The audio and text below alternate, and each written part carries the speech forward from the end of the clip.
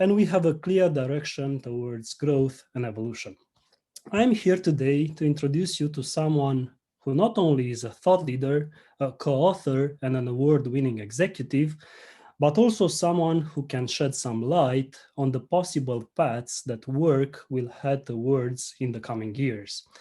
So, who is Ben Pring, more exactly? Ben Pring is the head of thought leadership at Cognizant, co-founder and leading Cognizant's Center for the Future of Work, and a member of the Cognizant's executive leadership team. He's a co-author with Malcolm Frank and Paul Roehrig of the best-selling and award-winning books, What to Do When Machines Do Everything, and Code Halos, how the digital lives of people, things, and organizations are changing the rules of businesses. His latest book, called Monster, Taming the Machines That Rule Our Lives, Jobs, and Future, co-author with Paul Roehrig, will be out early 2021, so stay tuned. Ben also sits on the advisory board of the Labor and Work-Life program at Harvard Law School. In 2018, Ben was a Bilderberg meeting participant and was named as one of the 30 management thinkers to watch in 2020 by Thinkers 50. He was also recently named as a leading influencer on the future of work by Analytica. Ben joined Cognizant in 2011 from Gartner, where he spent 15 years researching and advising on areas such as cloud computing and global sourcing. Also, in 2007, Ben won Gartner's prestigious Thought Leader Award. His expertise in helping clients see around the corners, think the unthinkable, calculate the compound annual growth of unintended consequences, has made him an internationally recognized expert on leading-edge technology and its intersection with business and society. His work has been featured in a lot of prestigious publications, and to name just a few, the Harvard Business Review, the Wall Street Journal, the Financial Times, the London Times, and many others. Ben is based near Boston since 2000, and he graduated with a degree in philosophy from Manchester University in the UK, where he grew up. Without taking any more of his time, allow me to leave the floor to one of the great minds of our times, our colleague, Ben Pring. Ben? Hello, Mikhail. Thank you so much for that kind introduction. And hi, everybody. Great to be with you wherever you may be in the world. If it's morning, lunchtime, or dinner, I hope you've got a suitable libation to hand. I have a cup of tea, English breakfast tea, in my Union Jack cup here, even though I'm in Boston. If you're in Romania, I hope you've got a glass of tuca to hand. I hope I said that right. And if you're down in Buenos Aires, maybe you've already got a glass of Malbec to hand. I don't know. Crazy times. Anyway, it's great to be with you all. I hope you've all had a good week. Let me share my screen. So far, I know there's a lot going on, and you've heard from Andreas and a bunch of other people. So that's great that everybody's getting together and thinking about what this kind of crazy new world, this new environment we're in is going to be like. And I'm going to just, in my short time with you, share some thoughts about the future of work, which is obviously a very hot topic for us all at the moment. You know, as Mikhail said, we set up the Center for the Future of Work in Cognizant, Paul Roehrig and I, about 9 years ago. And it's been an amazing journey for us to sort of be pulled into the middle of a lot of things that are going on in Cognizant and in the broader market at large. And certainly the COVID experience that we're all having is really acting as an accelerant to a lot of the things that we've talked about in the future of work conversation over the last few years. And so it's a kind of good time to come together and take a little bit of a kind of health check on where this story is, where it's going, and what it means for you. And I suppose where else to start but with this strange little thing. I guess when we all went to bed on New Year's Eve, if you did go to bed on New Year's Eve, not many of us had heard of COVID-19 or the coronavirus, but here we are, what, 9 months later, and you know, every aspect of our life, our society, our work has changed. I would strongly say this is probably the biggest existential challenge that we've faced since the Second World War. Certainly for everybody on this call today, this is the biggest challenge we've ever faced. And it's manifesting in, you know, a variety of ways: macro ways, micro ways, big ways, small ways. And it feels to us like this is one of these famous moments in history, a pivot moment in history. And you may know this famous quote that there are decades when nothing happens, and then weeks when decades happen. It feels to us like these are weeks when decades are happening at the moment. I mean, talk about macro and micro. I mean, are we ever going to sit on a plane like this again? Are you going to sit on a plane like that again? I don't know. Warren Buffett probably doesn't think you are. He sold all his shares in all of the big American airlines. Crazy to think that. You know, last year I probably went to 30 different countries around the world. I haven't been to any this year. Are we going to work in spaces like that in the future? Are we going to even shake hands in the future? I mean, this is crazy that we're having to ask these questions and think about these things. It's extraordinary. As I say, the existential challenge of our lifetime, I think. And closer to our home, one of the clear messages that we take from this is that this acceleration that I talked about, this fast forwarding to a future that many of us have been living, many of you have been living, but has been kind of unevenly distributed, to use that phrase. Not everybody has been living this digital life that we have. We think that now everything that can go online is going to go online. And that's going to be very disruptive, but we think there's a good news story in that everything's going to become cheaper, faster, and higher quality in the process of this acceleration. And already we're living in fast times. Already we're living in a period of incredible change and technological-based transformation. And Justin Trudeau, the Prime Minister of Canada, put it very well a couple of years ago when he said, the pace of change has never been this fast, but it'll never be this slow again. I mean, it's a great way of thinking about it, that things are speeding up, but they're going to continue to speed up. And we can't imagine that this today, even in these COVID times, is a normal that's going to be with us for that long. And of course, you guys are all deep techie, deep nerdy people. You've been in this world for a long time, so I'm not going to teach you all to suck eggs. You know the story of all of these new ways of technology changing business, changing society. This is an incredible revolution, and we're still, I would argue, in a relatively early stage of the digital revolution. You know, the first commercial computer just celebrated its 73rd birthday. And so you may think, well, we've all lived in the tech age, the information age, we kind of know this. What's the story? But if you put that into the context, the long arc of history of other revolutions, the first, the second, the third industrial revolutions, they lasted for 100, 150 years. We may only be a third of the way into this digital revolution, and the opportunity for us as a consequence, as it accelerates, as it becomes more and more exponential and more material on every aspect of life, is huge. And again, you know this, the robots aren't coming, they're here. If you're driving a modern car nowadays, a BMW, a Mercedes, whatever, they're made by robots. If you're talking to Siri, Alexa, you're talking to AI. And I'm sure you've seen the robot videos from Boston Dynamics Atlas there. You can see that little thing. It's not science fiction anymore. It's not in a movie. It's not a James Cameron, Steven Spielberg movie. This is real. These types of robots are becoming kind of real and walking around in a neighborhood near you. But of course, in a way, that story, the story of robotics, is a bit of a head fake.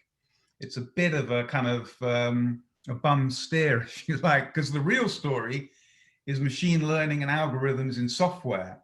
It's in the productivity world that we all live in that we're really going to see the material impact of this. And this is just one little company I follow quite closely, based in New York, for those of you who are in that neighborhood, called X.AI, a very cool little startup company who are really just doing a very simple business task, scheduling meetings, doing it all with machine learning, so there's no human interaction, no human involvement at all in it, and taking away, not anybody's job particularly, or anything that anybody particularly likes doing. scheduling meetings is a kind of chore.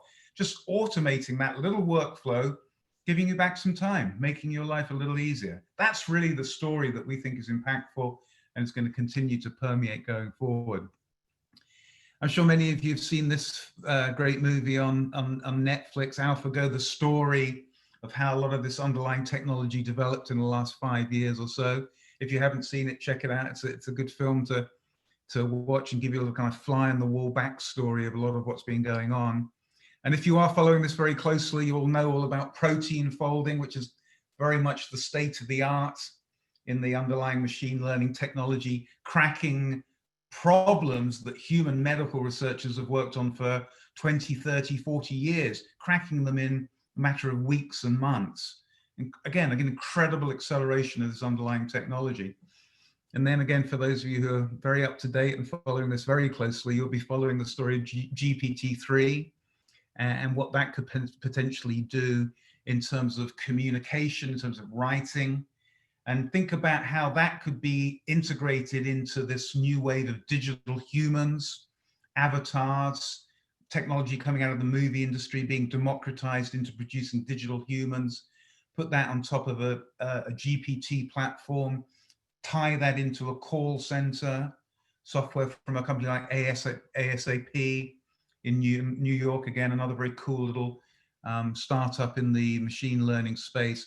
And you can begin to see possibilities that are kind of very, very, very impactful on the future of everybody's work. And of course, if you're techie and nerdy like us, live long and prosper, this is all super exciting. We're kind of building Star Trek. We're building the future that we've seen in movies.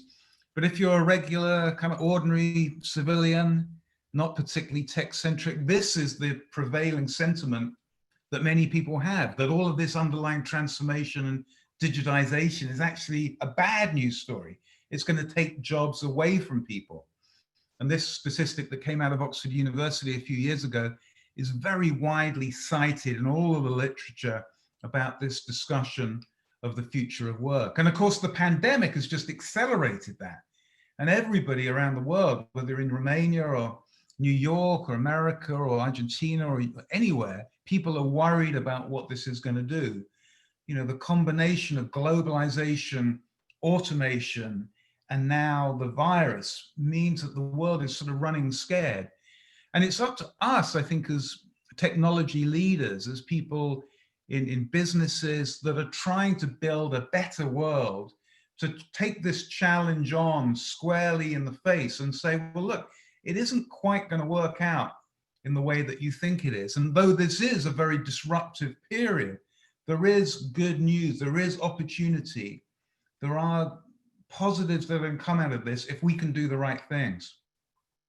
And that's what we tried to lay out in this report we called From and To, created a couple of years ago, which we've just updated to kind of bring completely into the COVID-based conversation. And I'm going to frame most of the rest of my comments around this report, which you can find easily up on the Cognizant website or the Center for the Future of Work website.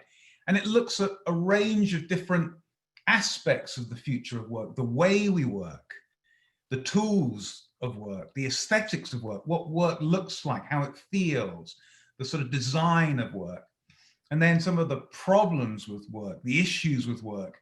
And then ask some big kind of philosophical questions about why we're working in the first place. What is the meaning of work? What do we want work to be in this brave new world that we're kind of entering? And in a way, the context and the backstory for the From and To report is the realization that, yes, software is going to take some human labor away. It is going to automate aspects of jobs and industries that people have done in history away, but it's also going to create new ones. The notion that this technology is so powerful, it can only destroy and not create, just doesn't seem logical or plausible to us. And these are all industries you can see here on the chart that we think are big ones, kind of emerging at the moment, big waves that if you can put your surfboard on that wave, your personal surfboard, your corporate surfboard, your societal surfboard on this wave, it's going to be a really wild ride full of opportunity, full of thrills, and full of a good, positive future. I'm just going to talk about a couple of them very quickly before we get back into the meat of the from and to thoughts. But two areas that I'm super excited about, one which couldn't be more relevant, and then one that's brewing deep out in the ocean, going to produce an incredible wave, and I think you all will be interested in it. The first one is biotech. Obviously, the existential challenge I keep talking about ultimately is going to be solved by the work that's being done in this area, which again is a relatively new revolution. The Watson and Crick, finding out DNA is only 65 years ago, and then you fast forward into what CRISPR could be, and what CRISPR's emerging to be, and how CRISPR can be used in either eradicating or preventing viruses like the one we're dealing with at the moment in the future, is super exciting. I think the tech story that we're all deeply involved with is one of the great stories of our time, great story of history, but this in a way may be even bigger than that, and it couldn't be more important. And I'm sure you've all seen Bill Gates's well-known TED speech from 2015 talking about the pandemic. This is another quote that I've liked for a while, where a smart kid in the front row at Harvard, when he went back there and gave a speech, said to him, Bill, what would you do if you were dropping out of Harvard today? And he said, I wouldn't go into office productivity software. I wouldn't try and write Clippy. I'd go into this area. I'd try and go into biology, into biotech, because this is moving so fast and it couldn't be more important. So I think there's an incredible story, and clearly Cognizant is trying to align ourselves more and more in this area, help more and more in this area. I think it's a big wave that we're all going to ride. This is the other thing we've been tracking very closely at the Center for Future Work for a few years now, and are super excited about. Some people look at VR, look at AR, think this is kind of a bit stupid. It's still a lot of skeptics out there, a lot of people who think that this is, perhaps overhyped and not really happening. You look at this kind of crude V1 and even V2 technology, and it's still pretty clunky. But the way I think about this is to put it in a broader context, to think about it in the context of these two guys who you may know, you may recognize. If we were live in an audience, I'd ask for a show of hands and people to shout out who you thought these people were. Can't do that today, but so I'll tell you, this is the Lumiere brothers, two brothers in France in the 1850s and 60s, who invented the underlying technology of movies, of the cinema. So you think about what they did in their V1 and their V2 and their clunky technology they created. The rhetorical question I have in my mind is, could they have imagined Iron Man?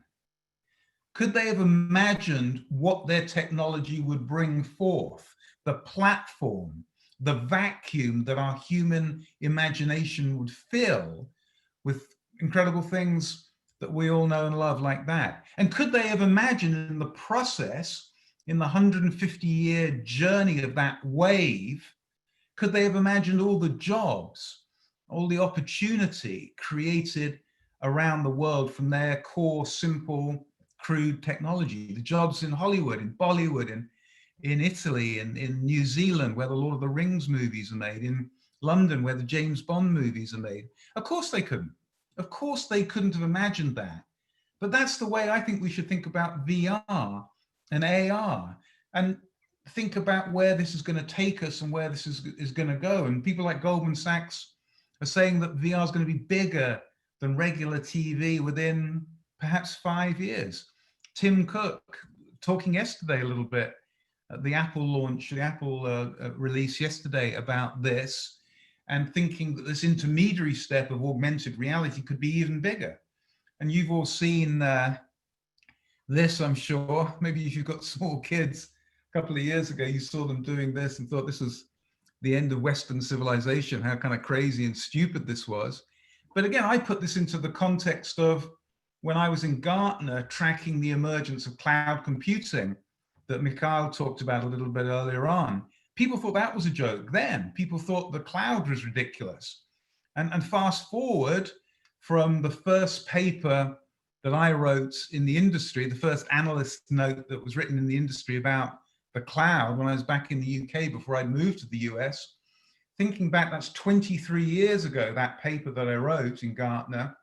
And then I moved to the US and I met a guy working in his apartment in San Francisco, a guy called Mark Benioff, and I thought he was a smart guy and seemed to be onto something. And I wrote a software, a note, a research note about his company. And then I interviewed him live on stage at the Gartner Symposium in 2010 in front of 10,000 people. And I think about that journey and how the cloud has changed the world, how we're interacting today through the cloud. And I think that's been revolutionary. It's been incredible. It's created Cognizant, it's created soft vision.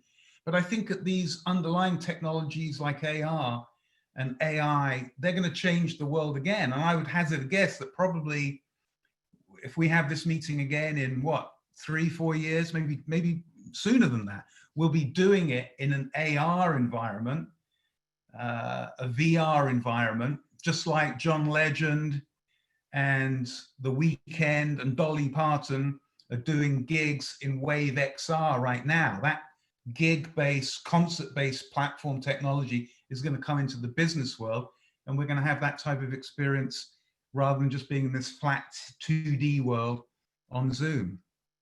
So all of these things that we're talking about, these big waves, which we try to kind of capture in our From and To report, are super important. And I, again, frame them in the context of this fun rule of the future from Douglas Adams that many of you will know, the English author of The Hitchhiker's Guide to the Galaxy, who said that rule one of the future is that anything in the world when you're born is normal and ordinary, and it's just the natural part of the way the world works. Rule two is that anything that's invented between when you're 15 and 25 is new and exciting and revolutionary, and you can probably make a career in it. So that's a lot of the people listening to this right now are in that demographic. And then rule three is that anything invented after you're 35 is against the natural order of things. And that is the challenge in a way that big businesses have. That's the opportunity Cognizant and Soft Vision have to tell them about the future of work and to tell older executives, older companies, that these things that we're all talking about and excited about are not against the natural order of things, but really are the future of their work and the future of their opportunity. So let me get into, in these 5 chapters, there's 42 ideas. I don't have time to go through too many of them. I'll just give you some little highlights, and then please do check out the report. I think you'll find it super interesting, very easy to read and kind of digest and take in. The way we work, how we do what we do. One of the big changes we see is what we call this transition from hierarchy to wierarchy. This notion that in the kind of pre-COVID old world of work, there was in big organizations a pretty clear ladder, pretty clear up and down, pretty clear span of control, pretty clear who was in charge. The top people would shout, the bottom people would jump. In this new world, in this new hierarchical world, this network-based environment, those rules don't play out quite so as they used to do. And particularly in this COVID environment now, where work is being distributed, where we're working in our homes, we're not in that sort of traditional hierarchical world so much anymore.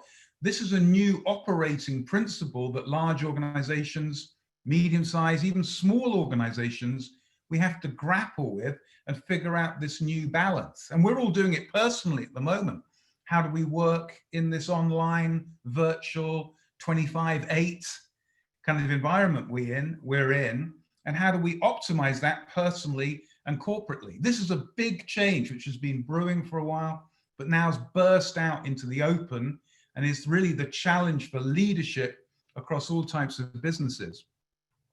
Closer to your home, where a lot of you sit in the technology world, you know, we can clearly see the tools are changing. This transition from the thumb to the voice, the notion that even in a digital age, digits are becoming superfluous because we're going to talk to technology. The question I always have in my mind is, did you ever see Captain Kirk type? Of course not. He just talked to technology, technology talked back to him. And that ambience of the voice interface, the new runtime, as Microsoft call it. Again, that's the new development environment that a lot of the work that you're doing currently is going to be orientated to. And there's a tremendous commercial opportunity for us to get ahead in this virgin new green field space, which is just kind of breaking out at the moment. Again, I'm not going to teach you guys to suck eggs because you know this probably better than I do, but this transition from a complicated professional class of traditional coding into this no code or low code environment. Again, this is a very, very big deal. I think this notion of the democratization of the technology, taking it away from the kind of wizards in the white coats in the glass data centers into something that a kid can do, anybody can do, using GPT-3, using new tools and technologies, a very, very big deal. Again, going to spread incredible opportunity around the world, change business, change how we create. You guys are on top of this. This is a big wave. I think it's going to be very exciting for you all. And of course, going along with it is this whole transition, again, which you're very much on the front edge of, this transition into a more software engineering paradigm where there's design thinking injected through every aspect of the life cycle. Again, this is a challenge for big businesses. It's a challenge for Cognizant to embed this, to infuse this into every aspect of a large 300,000 people company. This is hard work, the change management of this, the future of Cognizant's work. But this is the journey we're all going on, and it's kind of exciting to be on the right side of that. This notion of the aesthetics of work, this feeling that we've had in the Center for the Future of Work, that work kind of how we work, what it looks like, what it feels like has really been changing very quickly for a while. And one of the call outs we have in the report is what we call the transition from the suit to the hoodie. The notion that in a big bank like Goldman Sachs that I mentioned earlier on, that organization which used to be run by people in suits is now being run by people in hoodies. It's software engineers, it's developers who are really calling the shots in an environment like that. Even the CEO of Goldman Sachs is a part-time DJ. You know, just very, very tribally and culturally and aesthetically different from how large businesses used to be. And of course, this is played out within Cognizant in the change in the aesthetic of Cognizant. And again, you guys are a big part of this. For many of our clients, the big traditional conservative clients we work with, this is still quite difficult, still quite troubling. Many of them sort of think, you know, what the hell are you guys talking about? They don't really get this. But again, COVID as this accelerant is making this story more and more real, more and more material. And big businesses, as they go back to their offices and think about opening their offices up again, they don't want to have people in those cubicles that I showed you earlier on. They don't want to have that kind of old-fashioned feel in their environments. They want this new modern feel, this new more informal feel that we're all experiencing at the moment. This is going to kind of come back into traditional business and make a traditional business more like our business, your business, than the world that we left behind pre-COVID. Of course, there are still lots of challenges and problems in the world, and technology's still got a long way to go to solve them. One of them, which technology is right on top of, and which I think is a very big deal and have been writing about a lot, is this whole debate about privacy in an online code halo-based world as we talk about it. This notion a few years ago that privacy is dead, get over it, Scott McNealy famously said, to really a kind of time out, a fight back, saying, no, we can't live in George Orwell's 1984. We can't live in a data panopticon. We don't want to live in that type of world. And GDPR and other regulation coming around the world, the Instagram slowdown from Kim Kardashian today, these are all manifestations of this fight back, that we've got to maintain some form of privacy in this world, because otherwise this is kind of too frightening to think about, this notion of surveillance capitalism, which again, COVID is sort of at the heart of. Do we really want to live in a world that Shoshana Zuboff from Harvard has been talking about? Perhaps you've seen the Social Dilemma movie on Netflix in the last few days. That's a pretty scary world, and we've got to figure out the new rules of the road for this world we're in. And part of that is this transition from free Wi-Fi to Wi-Fi free. You know, a cafe 10 years ago advertised it had free Wi-Fi. I think in the future, it's going to advertise that it's Wi-Fi free, a space where we can get away from this, because this 25/8 life that I talked about earlier on is just melting people down, a lot of people down. You may be feeling that right now at the moment. We've got to be able to protect, even in a digital age, non-digital space. And that's going to be a big challenge for all of us. And then lastly, with just an eye on the clock, the meaning of work. Why are we working? What is this all about? What's the purpose of our work, which has become more and more kind of important to talk about and more critical for people to talk about. This is one we call out in the report, from what we call from green is red to green is green. Green is red means it's a charge on the balance sheet. It's a cost on the balance sheet. And we're now transitioning into a world where green is making money. You know, green is money. So it's green is green. And this has really become the hot debate, pardon the pun, in the last few years at places like Davos, the World Economic Forum conference, where we're figuring out we've really got to do something about this. This is real. This isn't just the kind of eco warriors anymore talking about this. This is real. And we can clearly see in the slowdown that's happened around COVID that it's given the world a chance to breathe. These sort of statistics you see coming out, that people in India can see the Himalayas for the first time, and people in LA can see the Hollywood sign for the first time. I mean, this is very real. But of course, the fires in Western America, in California and Oregon at the moment, again, just making this very, very material that we've got to deal with this. And I think this is going to be a big part of the digital agenda going forward in the next few years. We're writing a report at the moment called The Green Rush, which will be out later this year from the Center for the Future of Work, where we're talking about the commercial opportunities, many of them digital, many of them sensor-based, big data-based, to really focus on making sure that we can solve these problems and we can do it in a sustainable, commercially attractive way. And then lastly, this big trend that we call out in the report, the notion of the transition from a CEO to a she-EO. You may have seen that this week Citibank announced a new CEO, a female from Scotland, from my hometown. And yeah, it made news all around the world. It was huge news all around the world.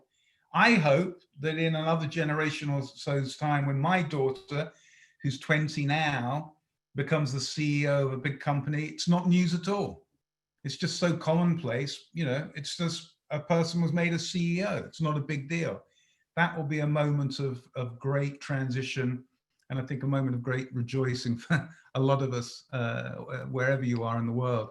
And one final thought, isn't it sort of a coincidence or ironic that many of the countries seemingly that have dealt with COVID the best seem to have one thing in common, that they're being led by ladies, by females. Anyway, so this is really the agenda that we will face in the next few years: to digitize, to humanize, to sanitize, and to prioritize the journey that we're all going on towards the future of work. It feels, of course, at the moment, not just in California and Oregon, like there's a forest fire going on everywhere. So many of the old models, the old ways of working are kind of blowing up, burning down. The tree, the big sequoias are kind of coming down. But we also know that the real story of the 400-year fire, the big fire, is that it clears out a lot of the old dead wood, and it gives space and light and breeze and the opportunity for the new shoots to appear and to grow. And that's really the metaphor I want to sort of pause with and leave you with, the notion that these green shoots, these things I've been talking about in the From and To report, these are the future of your work. They're the future of cognizance work. These are the opportunities that are going to drive us into the world that we all want to live in. And you may have also, just as one final advertorial, seen these reports that we produced in the last few years, Jobs of the Future, in a more detailed way than I've done today, laid out what are the jobs going to be created in the future? What are the qualifications, experiences you need? Check these reports out. You may find them interesting, and you may want to spread them around amongst your friends and family as well. So we're on the cusp of a great digital build out. Soft vision is right in the middle of this story. Your board is on a big, big wave. And that's going to be an incredible ride, I think, for us all, because we all have a lot of important work to do, not trying to put the old world back together as we come out of this existential crisis, but build a new, better world that all of us can be proud of. So let me pause there. I hope that's given you some ideas to take you from scratching your head to a little bit more calmness. And Mikhail, I'll pause there and see if any questions have come in. Yes, thank you so much, Ben. That was quite fascinating and I think quite eye-opening for all of us. Definitely, we have quite some questions, and I would start with maybe one of them, which I consider indeed key for us, given the fact that we are having a large audience made out of programmers, right? Developers writing code. So I would ask you, how are we looking at developers? How will they evolve? Especially with the fact that you mentioned that we are transitioning slightly to low code, which is requiring less skills on the programmers, and everybody could actually code. So then, the question is, what's the future of the developer? Where should those skills be concentrated? Yeah. Well, I think there's two aspects to it, Mikhail. It's a very good question. It's a very complicated question in a way. The notion that software is eating the world and software is eating software, I think is quite profound, but in a way is no different to the impact that software has had in any other industry, in which it forces everybody, whether you're in the movie business, the music business, the financial services industry, to keep on going up their particular value chain. You can't next year simply do what you did last year, because the software is increasingly sort of eating that underbelly, the soft side of it, taking away elements of it. But at the same time, it's giving you the tools to do higher value added things. So if you're a 25-year-old coder nowadays, and you've got a certain skill set that you've developed through college, through early stage of your career, you've got to recognize that there's a 15-year-old who's doing something on their phone in their bedroom that's probably not as sophisticated as you're doing, but in a couple of years will be.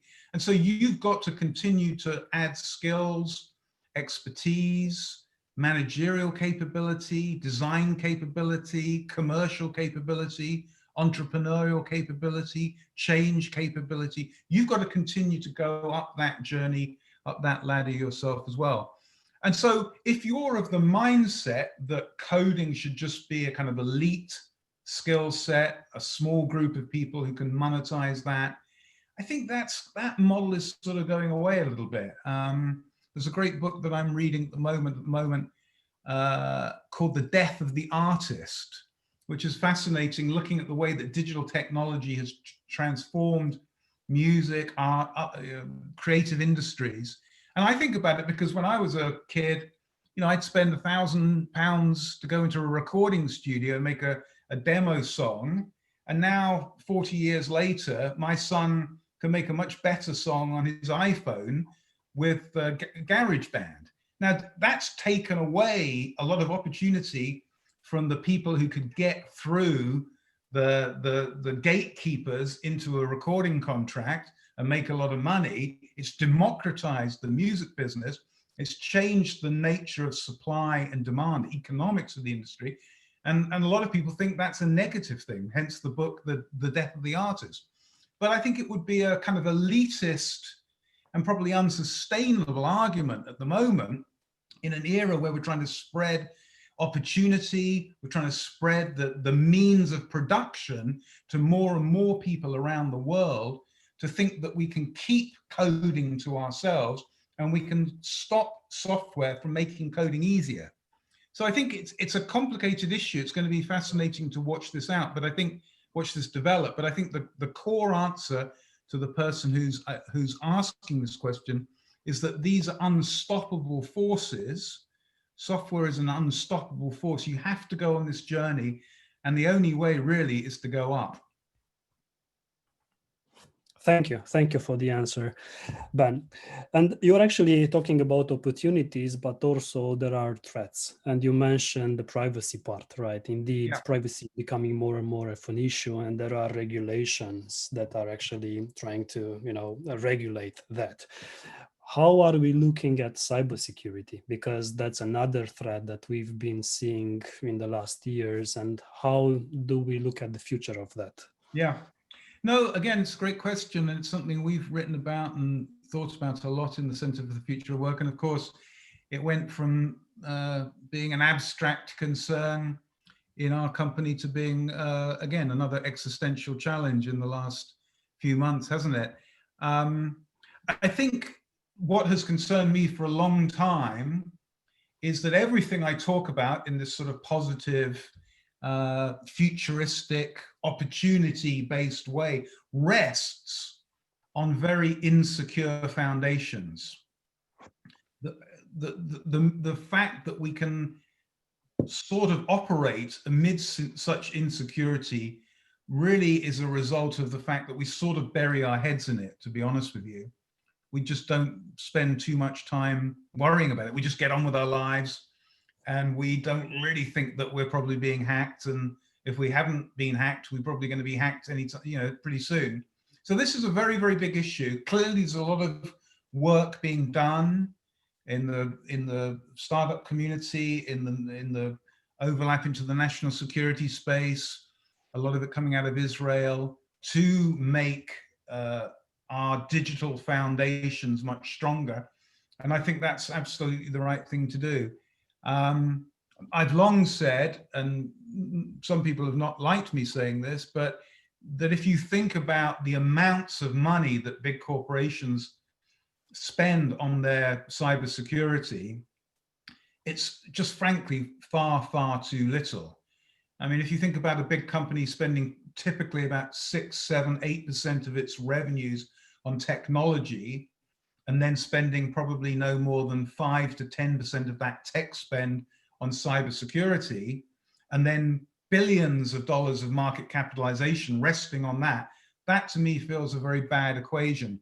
We said in our 2014 book, Code Hailers, that big corporations should quadruple the amount of money they're spending on cybersecurity. And I think that still plays out right now. So it's a very big issue.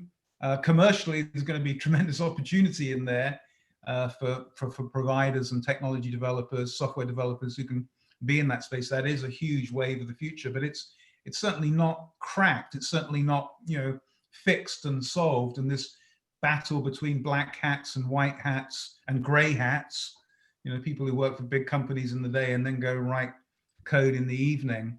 I mean, this is really an unwinnable war, and probably is the story of the rest of our working career. Thank you.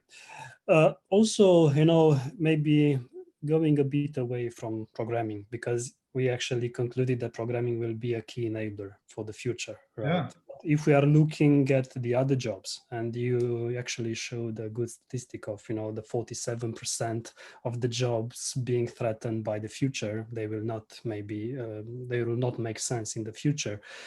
However, what are we considering as being must-have jobs in the future? From your perspective, what are the skills that the humans should have besides programming in the future, and actually jobs that we cannot live without? Yeah.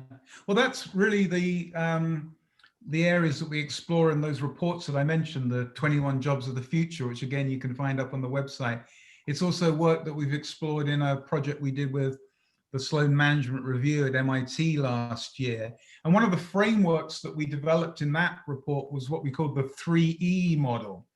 3 E's. So jobs and skills and work that endures, emerges, and erodes.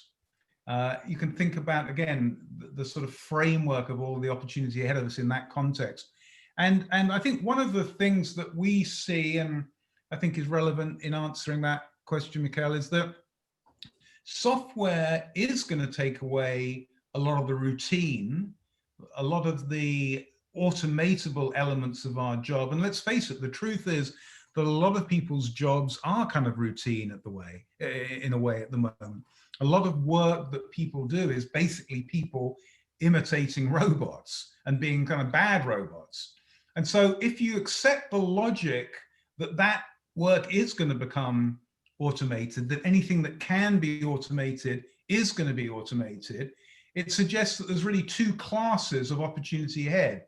One is if you're a math kind of person, a geeky kind of person like us, you're going to go down that road to be involved in that automation, to the deployment of that technology into those areas. If you're not a math-based person, and that's the majority of people in most societies, then you've really got to double down on being a good human being. Not being a bad robot, but being a good human being. And the source of being a good human being is being creative, is being kind, is being loving, being funny, being likable, being value added. It's being a good human being that shows up and other human beings want to work with that person. And so one of the frameworks, another framework in our 21 Jobs of the Future report is what we call the 3 C's model, another letter and a number: coaching, caring, and connecting. Jobs around coaching, helping people get better at managing their finances or their health. Caring, all of the caring professions that we've seen, so valuable at the moment, but which we so undervalue as societies. We've got to really, again, I think societally, in terms of the purpose that we're all involved with, recognize we need to pay teachers and doctors and nurses more because those skills are so vital to us all. And then connecting, this is where technology can both be a cure and a curse. Technology can bring us closer together, and that's a great thing. And again, we're kind of experiencing that at the moment, but technology can also pull us further apart. And that's what the Social Dilemma movie on Netflix explores.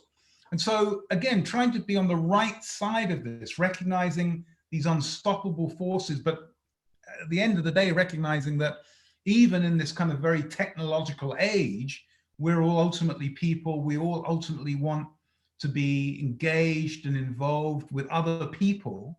We want to live a human life, not a robotic life. I think that's the source of a lot of the opportunity we see going forward, for people to double down on that side of the equation, particularly if they're not really a technological person and can't go down the kind of coding route. The notion that everybody in the future needs to learn to code, everybody in the future is a coder, I don't think we believe that argument. Makes total sense, Ben. Thank you. What about a more specific question regarding the realities that we are living these days, these times? And actually the question is related to the office space and working from home as opposed to working from the office. What's your perception, your vision on that? How this entire COVID situation is going to transform the world? Will companies still use office spaces for work, or will work from home become more of a norm?